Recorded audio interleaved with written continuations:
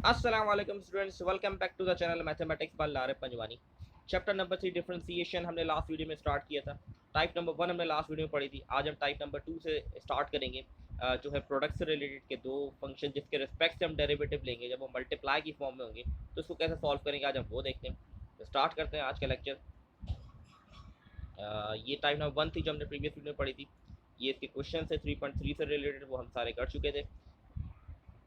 अब आता है टाइप नंबर 2 के ऊपर, जो है हमारे पास differentiation product of two functions कहेंगे। दो फंक्शन है जो मल्टीप्लाई और इस पर जिसके रिस्पेक्ट से हम डेरिवेटिव ले रहे हैं, अगर वो मल्टीप्लिकेशन की फॉर्म में है तो उसके लिए हमें ये फॉर्मूला इस्तेमाल करना पड़ता है।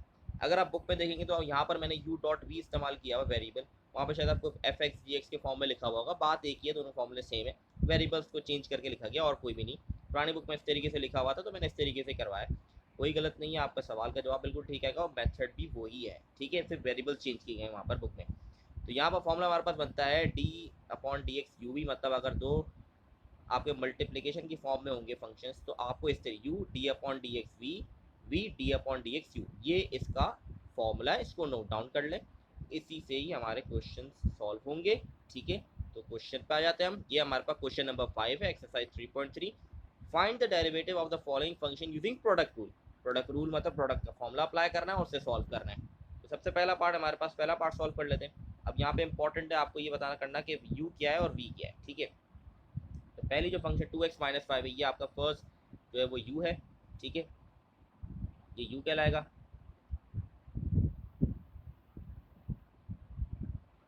2x-5। इसी तरीके से v आपका सेकंड हो गया, वो है हमारे पास 5x+1। तो फॉर्मूला हमारे पास मैंने आपको प्रीवियस दिखाया फॉर्मूला, आप ज़रूर अपने पास नोट डाउन रखें ताकि आपको अंडरस्टैंडिंग हो किस तरीके से कर रहा हूँ मैं। ठीक है, तो फॉर्मूला हमारे पास जो था उसमें सबसे पहले हमारे पास लिखा हुआ था u, तो हमने लिख दिया u 2x-5, फिर d upon d x v 5x+7, फिर positive sign and then v again 5x+7 d upon d x and u की वैल्यू 2x-5। ये मैंने फॉर्मूले में u और v की जगह उसकी वैल्यूज पुट कर दी। अब जिसके साथ d अपॉन डी एक्स है उसके ऊपर ही डेरिवेटिव अप्लाई करना है, ये मतलब डिफरेंशिएशन अप्लाई करनी है। ठीक है, मतलब इस पे अप्लाई नहीं होगी, इस पे अप्लाई नहीं होगी। ठीक है, तो ये एज इट इज आ जाएंगे 2x-5। अब इसका डेरिवेटिव लेना है। देखिए यहाँ पर दो टर्म है, एक है 5x, एक है 7।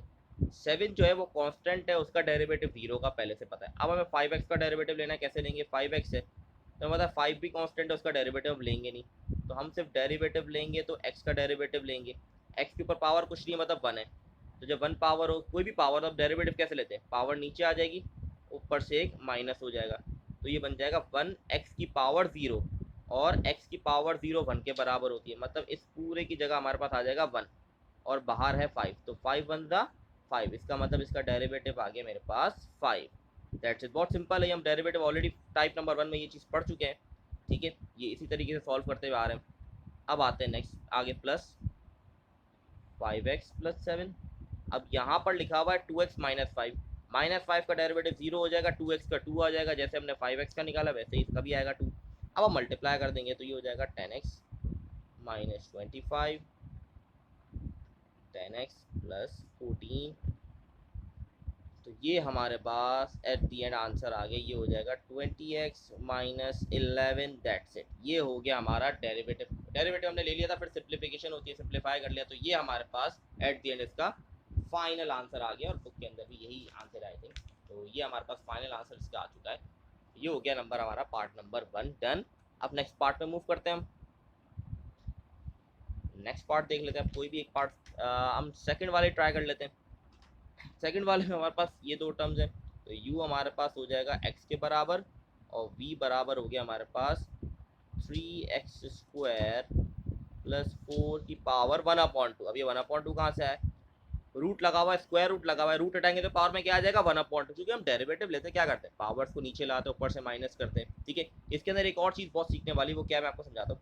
पहले मैं फॉर्मूले में पुट करता हूँ, u की जगह x आ गया, v की जगह हमारे पास आ गया 3x² + 4 की पावर 1/2 + 3x² + 4 की पावर 1/2 और d/dx की तो यहाँ पर आ गया हमारे पास x। तो अब यहाँ पर हम फॉर्मूला में हमने पुट कर दिया। अब इसका डेरिवेटिव कैसे लेंगे? देखिए x तो एडिटिव आ जाएगा, अब इसका डेरिवेटिव समझना जरूरी है। क्यों? क्योंकि इससे प्रीवियस क्वेश्चन में अगर आपने नोट किया तो आपने डेरिवेटिव 2x का लिया होगा या x² का लिया होगा, x/1/2 का लिया होगा, सिंगल टर्म का आपने लिया है। यहाँ पर क्या है, यहाँ पर दो टर्म्स है और उसके होल के ऊपर पावर है। जब आप इसका डेरिवेटिव कैसे लेंगे गौर से समझे। पहले पावर सॉल्व करेंगे फिर बेस, इसको हम बोलते हैं पावर बेस। ठीक है, derivative of power and base. पहले पावर सॉल्व करेंगे। कैसे? पहले पावर नीचे आ गई, ठीक है, और ऊपर से हमने पावर माइनस कर दी। ये सिंपल बेसिक रूल है डेरिवेटिव का। पावर नीचे, ऊपर से एक माइनस कर दिया, ठीक है। अब हमने पावर तो सॉल्व कर ली लेकिन बेस सॉल्व नहीं की। आपने बेस का भी डेरिवेटिव लेना होगा। बेस क्या है? 3x² + 4। आपने पावर नीचे लिखा, ऊपर से माइनस किया। अब बेस का, क्योंकि इससे पहले आप दो टर्म्स या होल पावर वाले डेरिवेटिव आपने नहीं अप्लाई किए, फर्स्ट टाइम कर रहे हैं, ठीक है। तो आपने पावर अप्लाई की, ऊपर से नीचे पावर है, माइनस कर दिया। अब आपने बेस का लेना है। जब आप बेस का डेरिवेटिव लेंगे तो 1/2 होल में नहीं लिखेंगे, क्योंकि पावर का डेरिवेटिव ऑलरेडी ले चुके हैं। अब क्या है? 3x² + 4। 4 का डेरिवेटिव 0 होगा, हम सबको पता है, ठीक है, उसको लिखने की जरूरत नहीं है। अब बचा 3x² का डेरिवेटिव। 3 का डेरिवेटिव लेंगे नहीं, x² का लेंगे तो वो आ जाएगा 2x। तो 3 2 हो जाएगा 6, तो आ जाएगा 6x। इसका मतलब 3x² का डेरिवेटिव आ जाएगा 6x, ठीक है। ये पहले पढ़ चुके हैं टाइप 1 में, तो ये इसलिए आपको आनी चाहिए अगर आपने प्रैक्टिस की हुई है। तो 3x² का डेरिवेटिव आ गया 6x हमारे पास, ठीक है। तो यहाँ पर हम लिख देंगे 6x ब्रैकेट, ठीक है। ये हो गया हमारा डेरिवेटिव। इसी तरीके से यहाँ पर ये इस पे तो डेरिवेटिव अप्लाई होगा नहीं, ठीक है, तो इसको वापस रूट में भी लिख सकते हैं हम चाहें तो रूट में लिख देते हैं 3x² + 4। अब x का डेरिवेटिव क्या होता है? 1 होता है, क्योंकि x की पावर 1 है। 1 नीचे आया और ऊपर से 1 - 1 हो गया, तो 1 - 1 पावर हो गई 0 और x पावर 0 1 के बराबर होती है, तो इसका डेरिवेटिव आ जाएगा 1। वो लिख भी नहीं भी लिखे तो कोई इशू नहीं है, ठीक है। तो ये हमारा डेरिवेटिव आ गया। अब आपके पास काम, डेरिवेटिव आपने निकाले, अब है सिंप्लीफिकेशन। जितना सिंप्लीफाई आप कर सकते हैं इसको सिंप्लीफाई करने की आपने कोशिश करनी है, ठीक है, जितना सिंप्लीफाई कर सकते हैं, ठीक है। अब कैसे? यहाँ पर देखें मैं क्या कर रहा हूँ। ये हो गया हमारे पास x/2, ठीक है, x1 से मल्टीप्लाई हुआ, x/2 हो गया। अब जब आप इसका एलसीएम लेंगे तो ये बन जाएगा -1/2। सही है, आप कैलकुलेटर में देख ले, कोई मुश्किल चीज़ तो है नहीं। अब पावर नेगेटिव है, पॉजिटिव करने के लिए क्या करूँगा? नीचे लेके जाऊँगा, तो पावर क्या हो जाएगी? पॉजिटिव का 1/2। और 1/2 को मैं वापस ब्रैकेट में भी लिख सकता हूँ, रूट में, सॉरी, ठीक है, क्योंकि जब रूट हटाते हैं 1/2 आता है तो वापस रूट लगा भी सकते हैं हम, ठीक है, बात सेम है बिल्कुल। तो हमने वापस रूट लगा दिया। पहले पावर नेगेटिव हो गई, नेगेटिव को पॉजिटिव करने के लिए हम नीचे ले गए और उसको वापस हमने रूट के अंदर बंद कर दिया, ठीक है। और ऊपर 6x रहता है, सॉरी ये 6x रह गया, तो ये इससे मल्टीप्लाई हो जाएगा x से, तो ये हो जाएगा 6x²। ये मैं लिखना भूल गया यहाँ पर, ये हो गया 6x², ठीक है। अब इसको देखते हैं, ये एज इट इज रहेगा,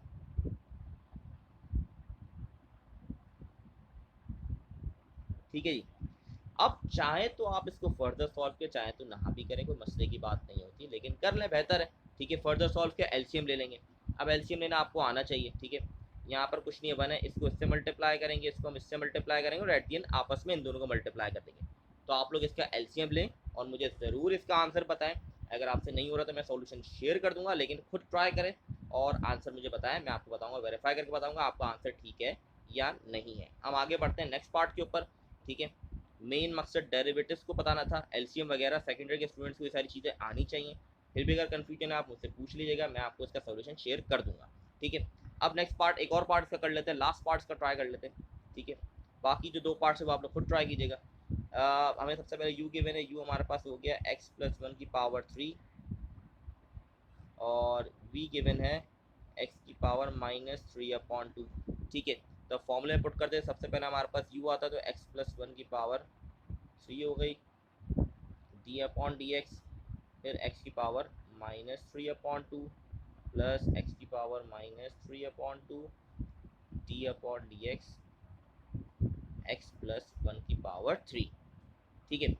अब इस पे सिंपल हमने क्या किया, x+1/3 आ गया, इसका डेरिवेटिव लेंगे, पावर नीचे आ गई और ऊपर से एक पावर माइनस हो गई, एक ही टर्म है, तो हमें पावर बेस का फॉर्मूला तो अप्लाई करना नहीं क्योंकि एक ही टर्म है, ठीक है, तो कोई मसले की बात ही नहीं है। एक्स की पावर -3/2 एज इट इज। अब यहाँ पर देखें दो टर्म्स हैं और उसके ऊपर होल पावर है, तो पहले पावर नीचे आई, पहले मैं 3 नीचे लेकर आया, ठीक है, तो 3 नीचे लेने का क्या हुआ, ऊपर से एक माइनस हो जाएगी पावर, तो 2 हो जाएगा, ठीक है। अब बेस का डेरिवेटिव लेना है, x+1 का डेरिवेटिव। देखिए 1 का डेरिवेटिव 0 होगा और x का क्या होता है, 1 ही होता है, ठीक है। x का डेरिवेटिव 1 है और 1 का 0, तो 1 + 0 1 आ गया, तो 1 ही आ गया यहाँ पर, ठीक है। ये हो गया हमारे पास। अब इसकी सिंप्लीफिकेशन करनी है और कुछ भी नहीं करना हमें, ठीक है। सिंप्लीफाई जितना कर सकते हैं करने की कोशिश करनी है, ठीक है। ये हमारे पास पावर, ये अब यहाँ पर इसको सॉल्व करेंगे तो ये हमारे पास बन जाएगा -5/2 बन जाएगा। तो इसको हम नेगेटिव होगा, -5/2 नेगेटिव, को पॉजिटिव करने के लिए हम नीचे ले जाएंगे, ठीक है, ताकि ये पॉजिटिव हो जाए।